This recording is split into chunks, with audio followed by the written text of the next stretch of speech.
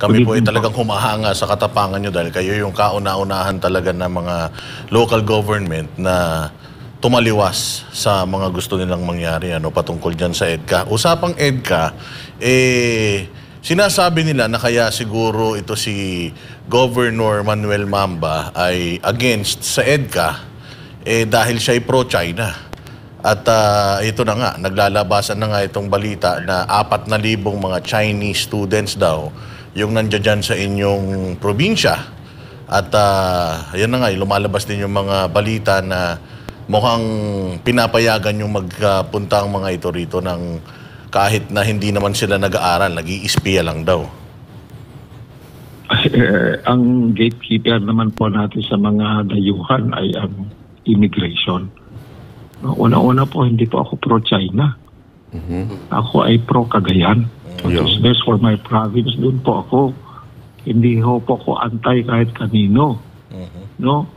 Kasi sa akin po, when I made a stand on that, no? Kasi mula noong ako yung nag-governor po, no? Wala akong kakontak-kontak dyan sa China o kahit anong mga dayuhan.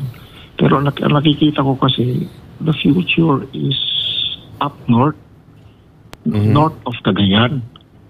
Dahil ito po yung economic boom ng mundo eh. Nandito po ang second biggest economy in the world now, China. Nandito rin po ang third biggest economy of the world now, Japan. Palagi namang nandun yan. And of course, yung mga South Korea. At makikita naman po namin na mga pangangailangan din po naman nila, especially on food, agricultural po kami, aquaculture po ang amin, livestock po ang amin. And ang traditional market po namin is Manila. Rice and corn lang po napapaabot namin sa Manila dahil wala ho naman kami mga karne o mga prutas o ano man na napapadala sa Manila, or even gulay or even our livestock po, including that of our fishery. Nakikita po namin ang China.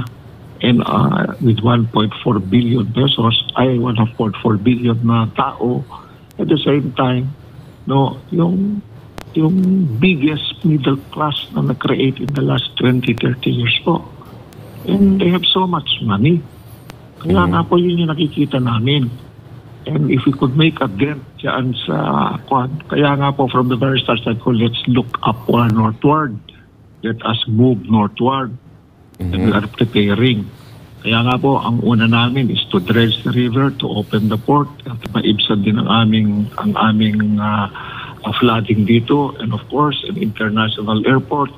Ito po yung pangarap namin. Ito po yung ginagawa namin. Yung interconnectivity po at mga roads namin. Kinumpuni ko po lahat ito. More than 300 kilometers na po ang napasimento po since I became mayor. Pinaganda ho namin ang aming tourism spots din.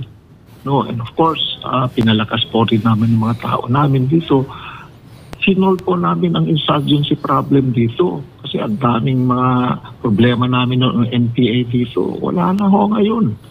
Kaya nandito yung mga army, nandito rin yung mga marines. And I'm so glad na nangyari lahat ito in the span of a very short period na pag-stay ko rin dito. Kaya ito po, I feel na time na ng Cagayan to open up to the world.